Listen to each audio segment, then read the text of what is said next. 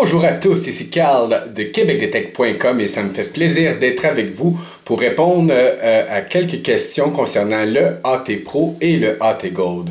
Est-ce que c'est la même machine? Est-ce que c'est deux machines qui se ressemblent beaucoup? Oui et non. Le premier fait qui les différencie les deux, et c'est le fait que je déplore le plus, c'est un petit hic que moi j'aime pas, c'est que le AT Gold, machine que moi j'utilise présentement, que cette saison-ci, la saison dernière aussi que j'ai utilisé, ne va pas dans l'eau salée. Moi vraiment, c'est un fait que je déplore. Le AT Pro peut aller dans l'eau salée et le AT Gold ne peut pas aller dans l'eau salée. Une autre différence entre les deux détecteurs, c'est que le AT Pro opère sur 15 kHz et le AT Gold opère sur 19 kHz. Une autre différence entre ces deux machines se situe au point de vue de la discrimination. Les deux machines, la discrimination s'ajuste chiffre par chiffre et je conseille à tout le monde de mettre la discrimination toujours à 22, pas 21, pas 23, 22. Et la grosse différence, c'est que le AT Pro de 0 à 22, comme le AT Gold, ça va faire une distorsion. Bzz. Quand vous allumez votre Iron Audio, ce qui vous donne l'option d'entendre ou non les sons discriminés, vous allez entendre une distorsion. Bzz, de 0 jusqu'à 22. Le AT Pro de 22 jusqu'à 55, un son médium. Le AT Gold de 22 jusqu'à 75, vous allez entendre un son médium. Et de 75 pour le AT Gold, 55 pour le AT Pro, jusqu'à 100, vous allez avoir un high tone. Et la différence majeure entre les deux appareils, c'est que le AT Gold possède un mode tout métaux.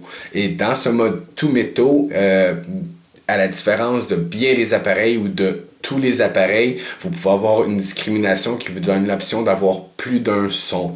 Alors, de 0 à 22, si on met la discrimination à 22, en ouvrant le Iron Audio, sinon c'est impossible, mais en ouvrant l'Iron Audio, c'est possible de discriminer de 0 jusqu'à 22 et d'obtenir un son ferreux, bzz, bzz, et de 22 jusqu'à 100 d'avoir un son médium. Alors, c'est vraiment en mode tout métaux que vous allez atteindre le plus de profondeur et que les mélanges métalliques des pièces de monnaie ou des autres bijoux ou composantes vont être effacés. Vous allez entendre seulement deux sons. Si la composante métallique se situe de 22 jusqu'à 40, vous n'allez rien entendre dans vos oreilles. Mais si la composante métallique est de 0 à 22, je vous donne quelques exemples, des petits clous, des petits bouts de métal tout rouillé, ce qu'on veut vraiment pas déterrer, va être discriminé de 0 à 22. Alors vous allez avoir deux bons sons clairs pour bien identifier vos monnaies et aller plus profond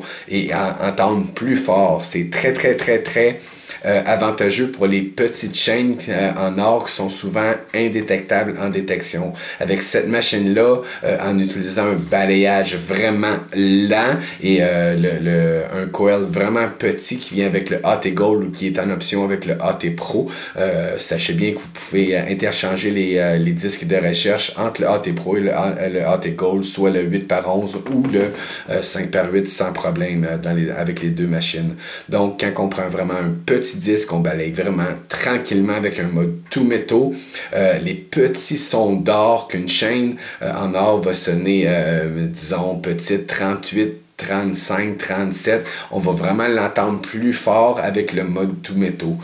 Mais dites-vous qu'avec le mode tout métaux, il y a toujours un arrière-son, un retour de sol qui se fait avec la machine. Mais pour ceux que ça ne dérange pas, vous allez aller un petit peu plus profond et puis vous allez entendre beaucoup plus fort les petites cibles en or ou les cibles qui sont profondes.